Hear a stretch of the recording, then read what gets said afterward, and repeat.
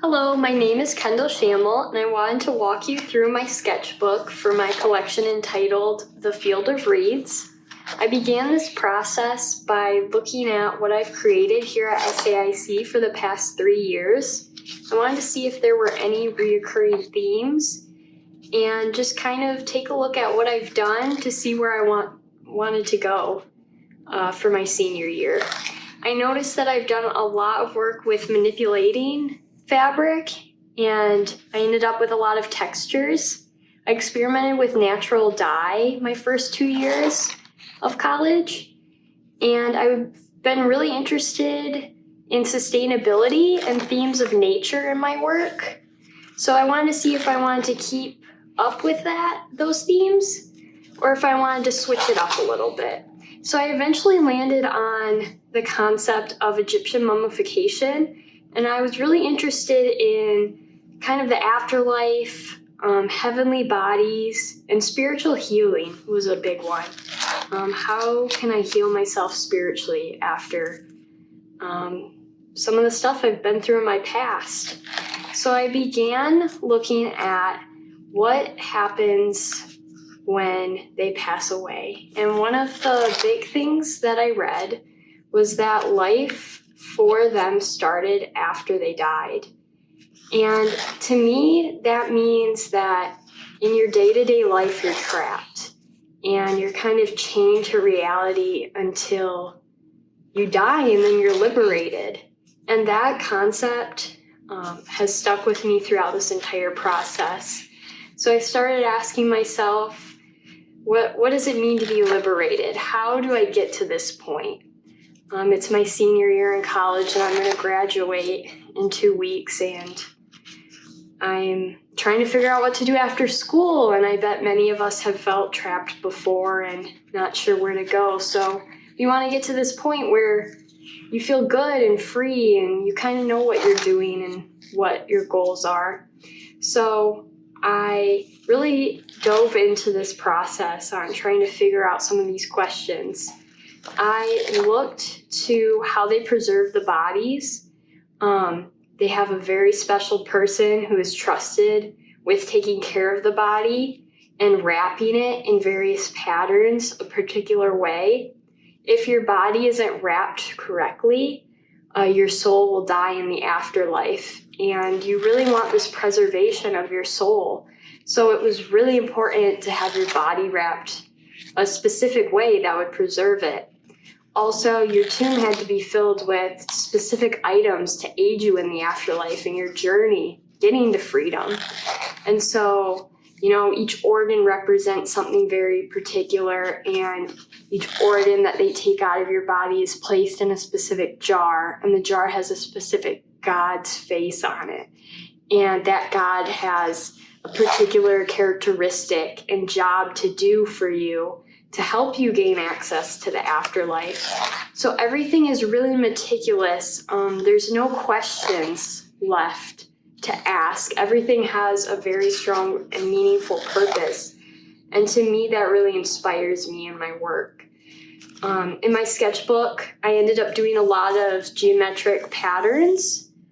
And there's so many clean lines in the photography and the images I was looking at that I started copying the geometric patterns that I saw in all of this imagery. That led to the clean lines and architectural geometric shapes within some of the skirts of my garments, the clean line work.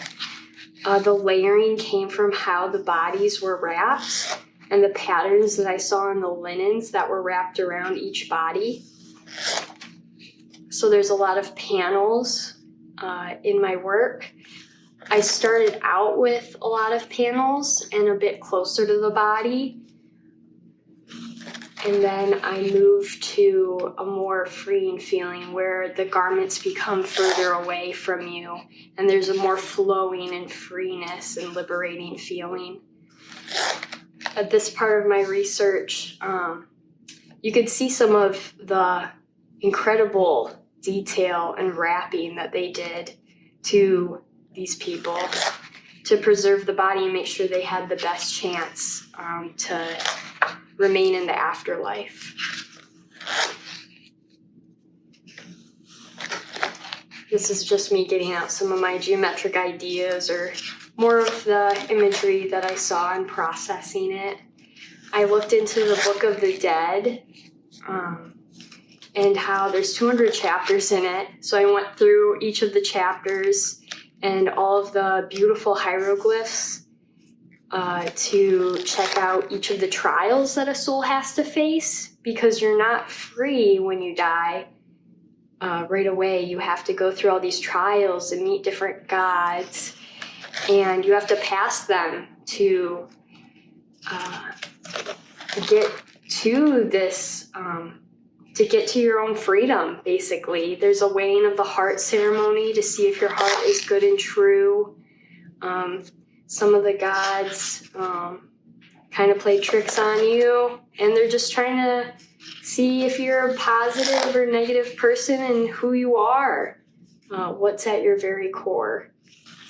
There's a lot of amulets and animals, and they each have a specific meaning. Right here is, I went more into the process of how long it takes and what organs they specifically take out of the body, how to preserve it properly. It could take weeks or months. You take your time on it, you don't rush it.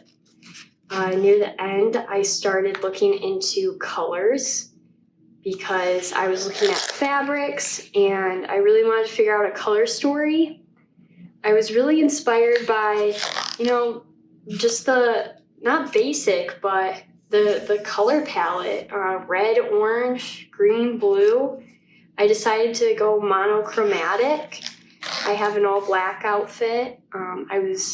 I took directly from my research with the colors I used. An interesting fact that I found out was that silver held a greater value compared to gold.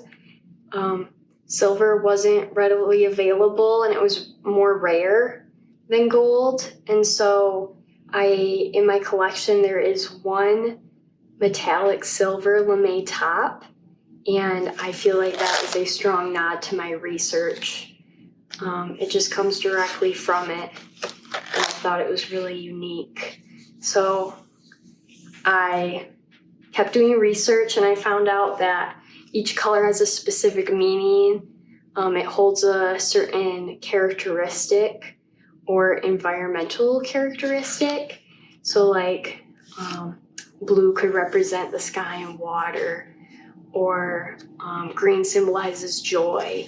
And so they each have a specific characteristic that maybe if my garment is put on the wearer, they can maybe obtain if they want strength or kindness. And they can just have those feelings and be empowered by what they're wearing. Near the end here, I did more research towards each individual god.